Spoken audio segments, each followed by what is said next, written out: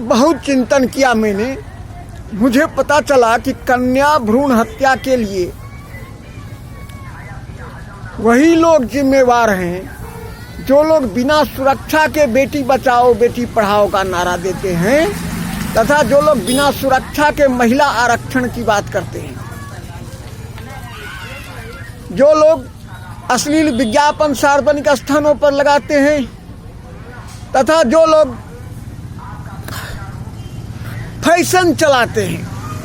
ऐसे ऐसे तत्व ही कन्या भ्रूण हत्या का प्रमुख कारण है। मैंने बहुत विचार करके देख लिया। जो लोग नारी शिक्षा के नाम पर महिलाओं का अपहरण करवा करके उनसे जबरन देह व्यापार में लगाना चाहते हैं, उनके संस्कार को खराब करना चाहते हैं, उनका बलात्कार करवाते हैं, ऐसे ऐसे लोग ही जो हैं कन्या भ्रूण हत्या का प्रमुख कारण हैं। आज देश का माहौल इस प्रकार का है, इसमें कन्या की सुरक्षा अत्यंत ही कठिन है। बहुत सारे ऐसे दानवों को मैं देखता हूँ जो औरतों के बलात्कार की खबर सुन करके नाक पर गमछी रख करके हंसते हैं, मुस्कुराते हैं। आज ऊंचे ऊंचे पदों पर दानव बैठे हुए हैं, नीतीश कुमार, नरेंद्र मोदी, ये सब क्या हैं? ये सब राक्षस ही तो हैं। एक नारी शिक्षा के नाम पर लड़की को पढ़ने के लिए साइकिल देते हैं बिना सुरक्षा के। सुरक्षा देने का बात तो ये करते ही नहीं है, और एक बिना सुरक्षा के बेटी बचाओ बेटी पढ़ाओ का नारा देते हैं। इस तरह का काम ये लोग करते हैं। देश में ऐसा माहौल बनाते हैं कि भला आदमी बेटी का जिंदा रखना असंभव मान रहे, बहुत असंभव है। इज्जत के साथ आज बेटी को जिंदा रखना बहुत ही मुश्किल काम है।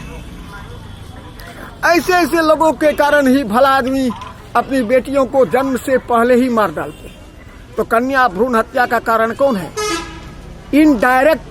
डायरेक्ट कारण है, मतलब मारते तो ये भले आदमी हैं, लेकिन मारने के लिए विवश क्यों होते? कोई आदमी अपनी संतान की हत्या करना चाहेगा? बोलिए, कोई आदमी अपनी संतान की हत्या करने का शौकीन नहीं होता है।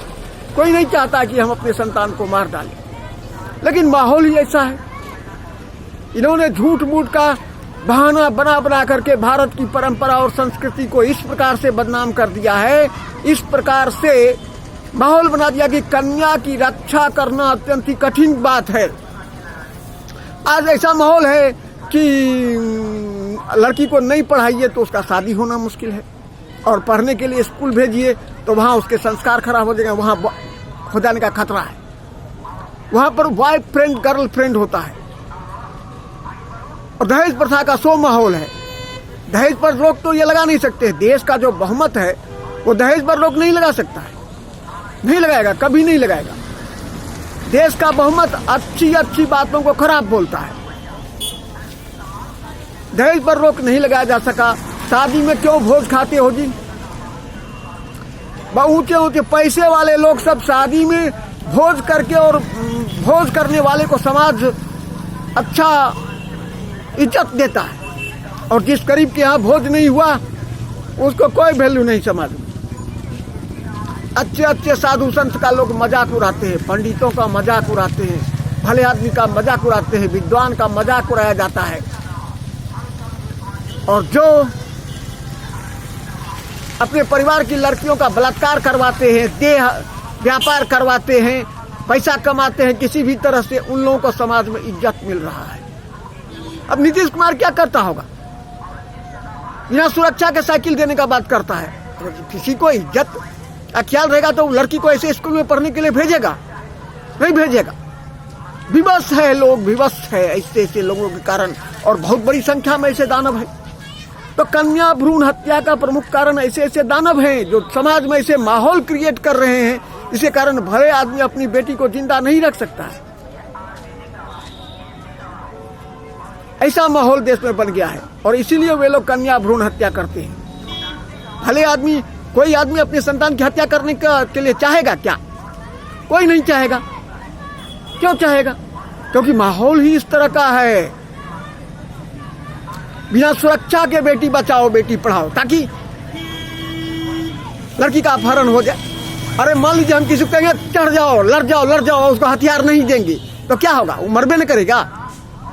तो ये लड़कियों को पढ़ने के लिए तो बोलते हैं, लेकिन स्कूल जाने के रास्ते में सुरक्षा नहीं देते हैं, नहीं। और एक दानव हमको ऐसा भी मिला है जो कहता कि अगर आपका बेटी अच्छा रहेगा तो उसका बलात्कार क्यों होगा? बलात्कार तो किसी वेश्या का भी नहीं होना चाहिए।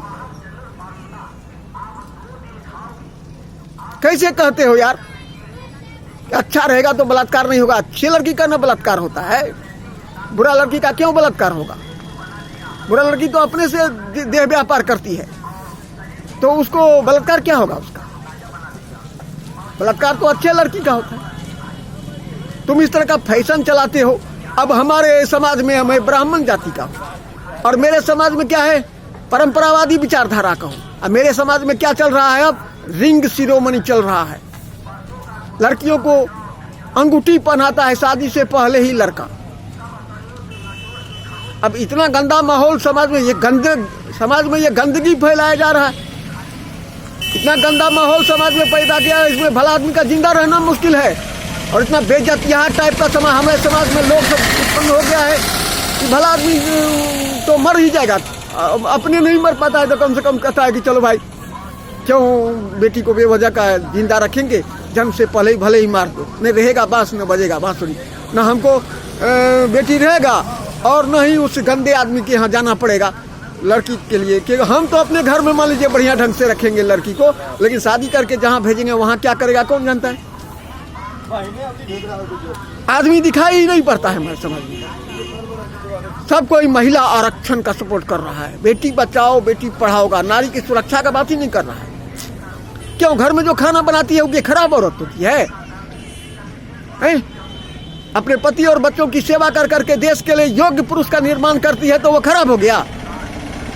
और ये जो आरक्षण लेकर के ऊंचे ऊंचे पद को हासिल कर रही है लोग, बड़ा अच्छा हो गई। वाह! कन्या भ्रूण हत्या का प्रमुख कारण यही लोग है। संस्कृति विनाशक तत्व है तो यही लोग कन्या भ्रूण हत्या का कारक है।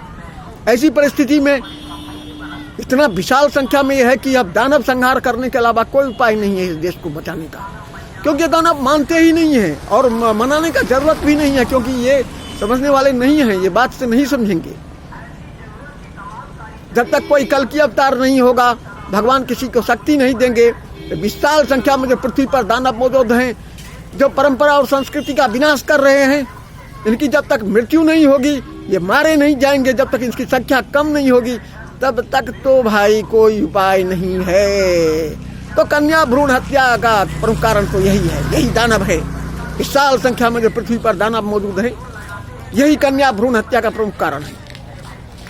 अब ये लोग अगर चाहते हैं कि कन्या भ्रूण हत्या नहीं हो तो अपनी आत्महत्या कर लें, अपने आप लोग कन्या भ्रूण हत्या करना बंद कर देगा।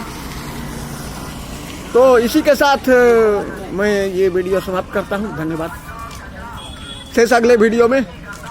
मेरा नाम अजय कुमार झा है, मैं गांधीनगर मधुबनी पूर्णिया बिहार का रहने वाला हूँ। मेरा विचार आपको कैसा लगा कमेंट करके बताएं।